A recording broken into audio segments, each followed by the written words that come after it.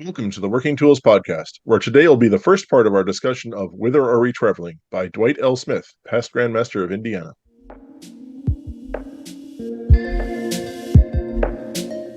Ladies and gentlemen, brethren all, welcome to the Working Tools Podcast, a casual conversation around Freemasonry. First, it's important to note that our thoughts and opinions are our own and do not reflect those of our Grand Lodge or respective craft or concordant bodies. Please connect with us and ask questions via our website at theworkingtoolspodcast.com.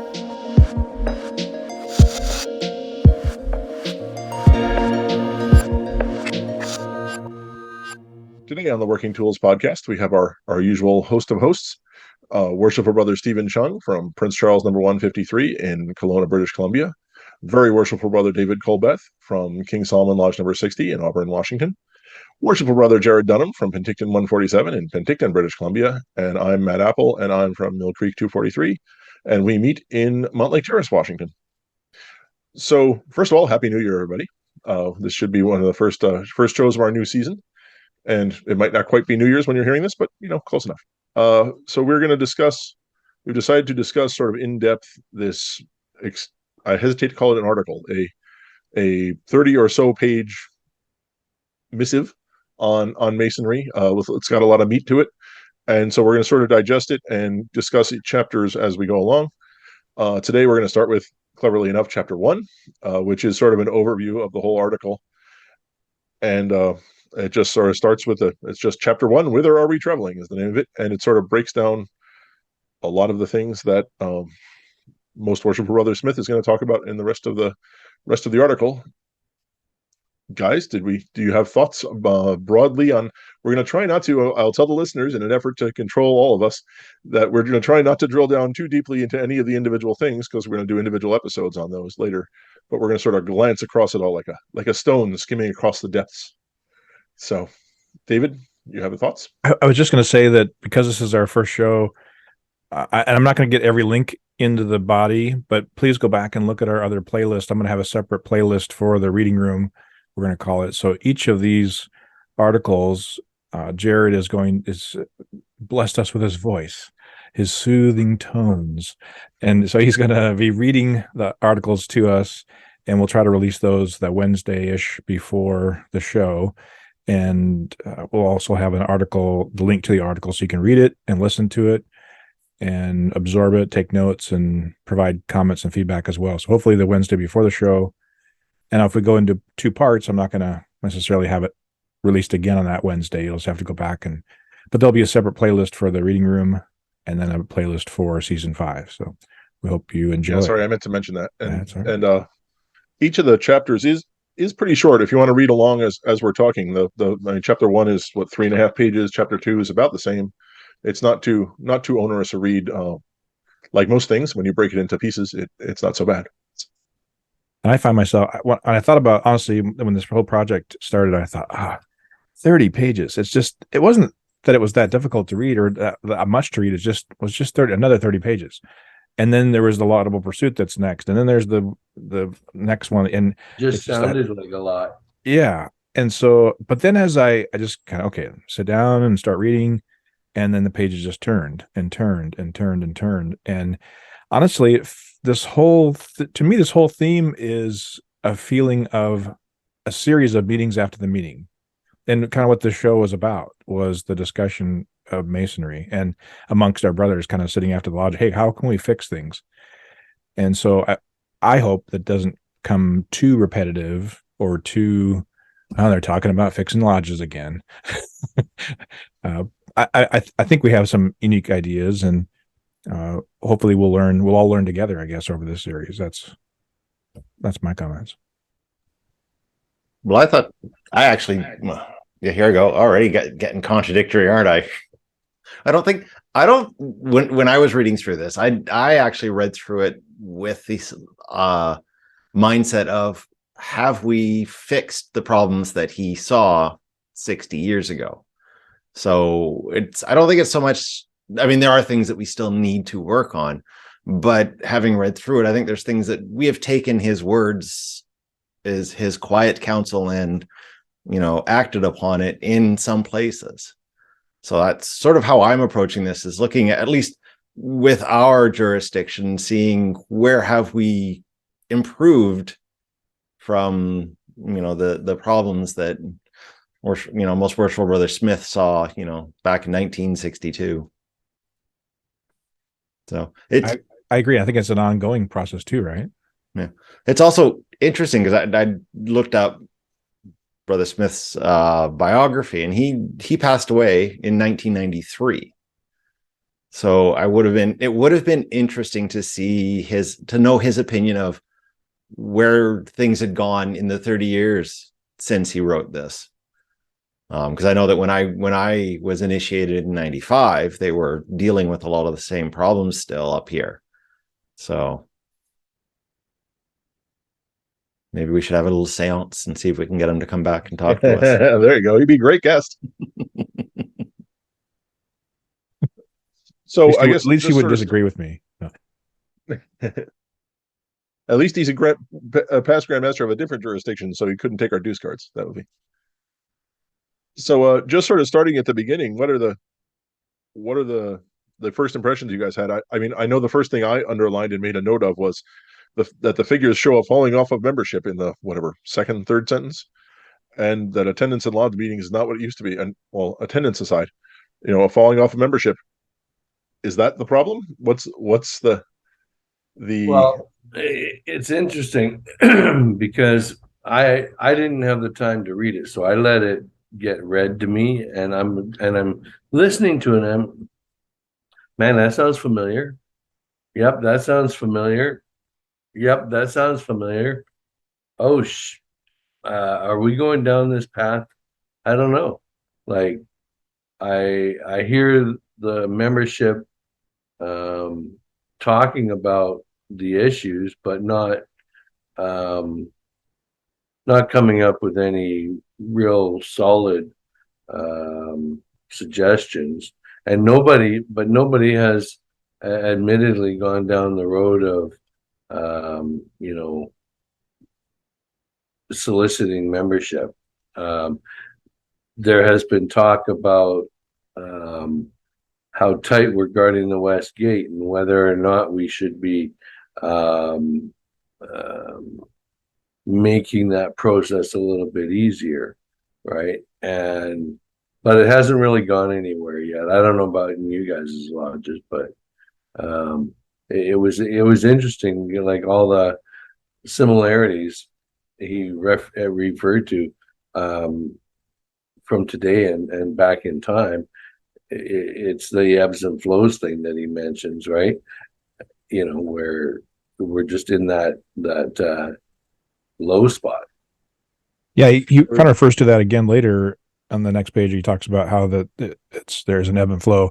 But I commented that we've been going down in membership for the last 60 years, really. There, if you look at most charts, membership has been on a slow decline.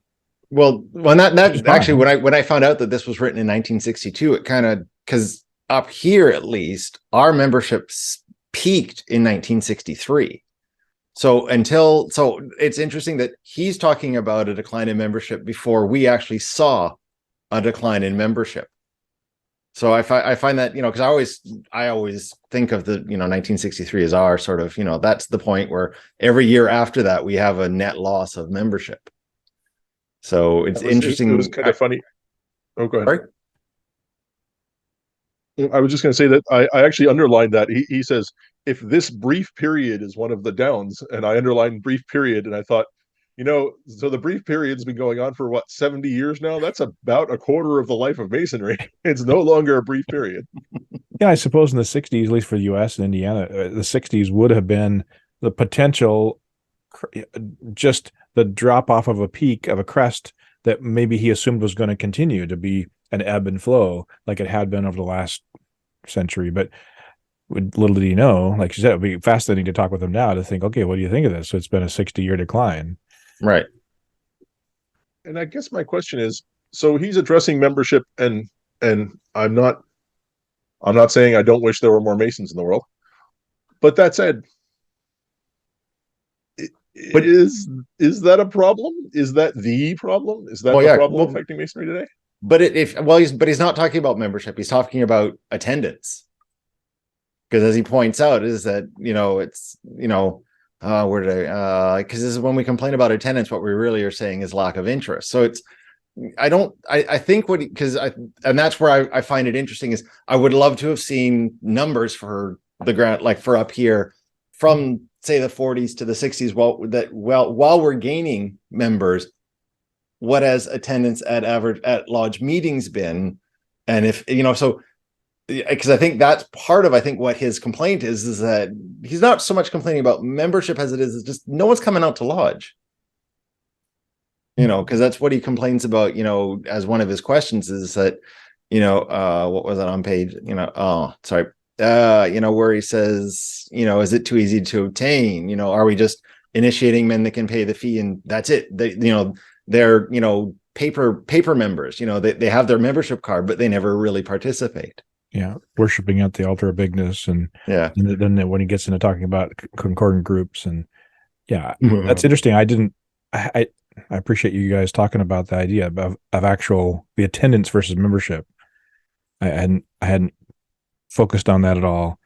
I know years ago when we did a phone survey, we were calling around to guys to participate in an event, and we found that out of the 100-ish members or so we had, that there was probably 80, somewhere between 70 and 80 that maybe if they were in the area could have attend physically, and then there was probably another 30 or 40 that didn't live in the area or had a job issue or whatever. So out of the 100 or so, there was about 40-ish that probably could come, and we were getting 20-ish, 25 to attend. So 50% attendance. I was pretty ecstatic about that when I actually did the numbers at the time.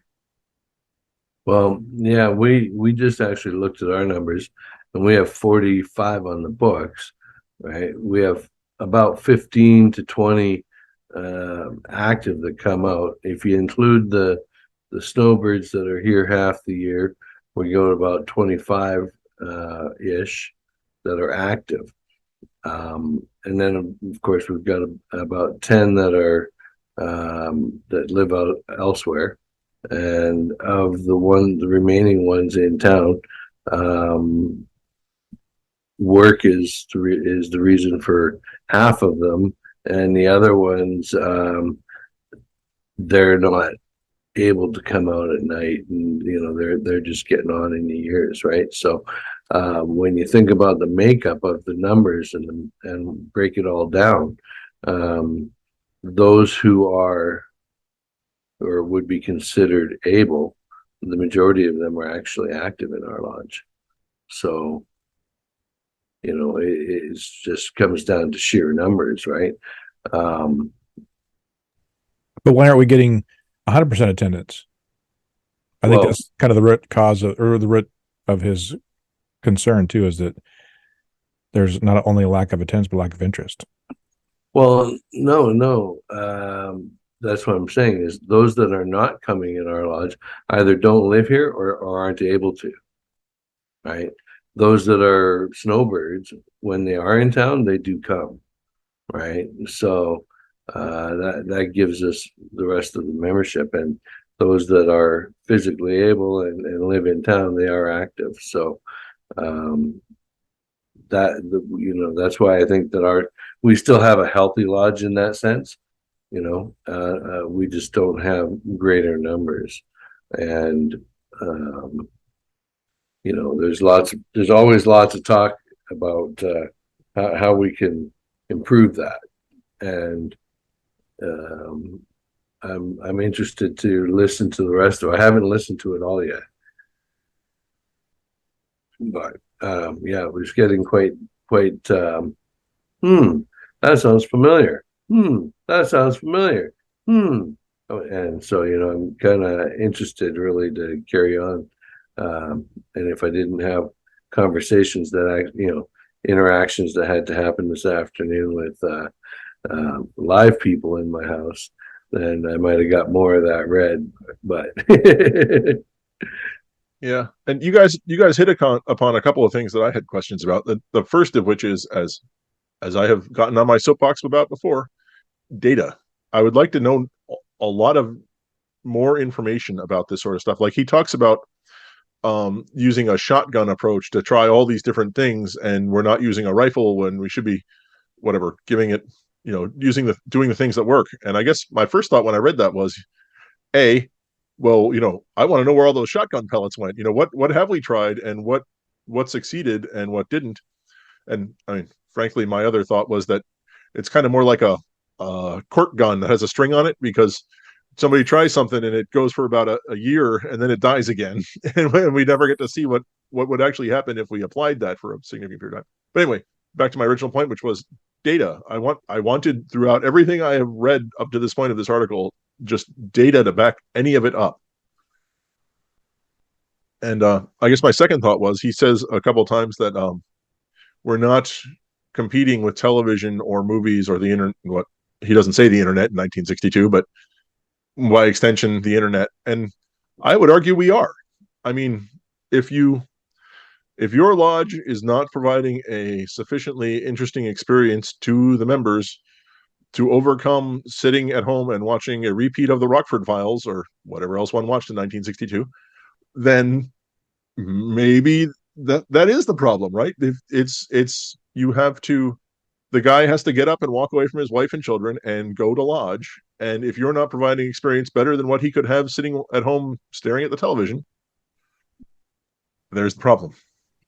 Guarding the West Gate. Assert. If you've got people who would rather sit at home and TV because they can't be bothered to go to lodge, then they're not good Masons and they shouldn't have been made members in the first place. That's the guarding of the West Gate point that he likes to make. True, but I do kind of agree with Matt that it's got to be more than just another meeting. It's got to have some pulling power, as they say in marketing, pulling power to draw them and keep their interest. Right? If you don't provide any value for the membership, and maybe that's the education that's done at the meeting. Maybe it's maybe it's the festive board, as he talks about. That's the draw for some people. For me, it's the social aspect. I can go be with like-minded individuals and enjoy some disinterested friendship, as they say, and have a few ham sandwiches and bevies along during that time.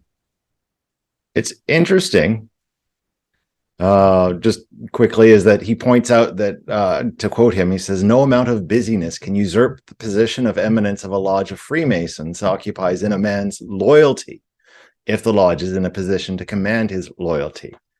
So I found that in his use of the word loyalty interesting in this, because he's not talking about keeping people interesting. It's like we have to build that loyalty, because I'll be honest, it's loyalty that keeps me going to lodge.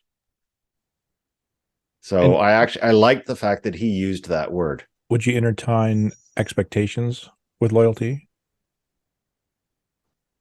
Or is that another level of loyalty? There's loyalty, commitment, and there's expectations. Right. Like, because you are loyal to your lodge. You've made the commitment that you will go to lodge through thick or thin, bad, sometimes good. And once you develop that loyalty in someone, you develop it, but then you need to nurture it with something else. But I think the problem that, at least what he's pointing out, is that there doesn't seem to be any loyalty to the lodge. Because that's also the point I think he brings up a little bit with his later questions about the appendant bodies and stuff. And I find it interesting that the loyalty part actually comes up in his paragraph about, is it too cheap? Like, is it like the sunk cost fallacy? Are we asking people, are we saying, well, you spent $500 to join this lodge, you better be loyal to it? And that's, in my humble opinion, that's not what generates loyalty, right? What generates loyalty is you getting some value out of it and knowing, and the expectations of getting more value out of it in the future. So I feel like I think we've discussed, like, before paragraph 1 this thing, We're talking about could we get one show out of this first chapter? And I said, I think even if we're only at 20 minutes in the first 5 questions, I think we should just hard stop it and transition to another show. Folks, we're barely off of the first paragraph. in good TWT style. Exactly. At least we made it past the title. None of us are surprised. Yes. Let the tangents begin. Well, one of the questions I would love to get answered as what is the magic number? I wrote that down as we were talking about attendance and numbers and what is the magic number for a lodge? Maybe we can talk about that at some point too. So with that, I think we're going to wrap up today's episode of our discussion about the Whither Are We Traveling article, and we'll come back to it again on another episode. We'll continue discussing chapter 1 of Whither Are We Traveling by Most Worshipful Brother Dwight Smith, and continue on from there. So thank you all again. Happy New Year again. We look forward to presenting you with a new season of interesting discussions. At least I find them interesting, so that's good enough for me. And we look forward to talking about this article for the next little while. Look for Jarrod's excellent reading of the next chapter or two that should be released before we discuss. And we'll look forward to talking to you again next time on the Working Tools Podcast. Goodbye.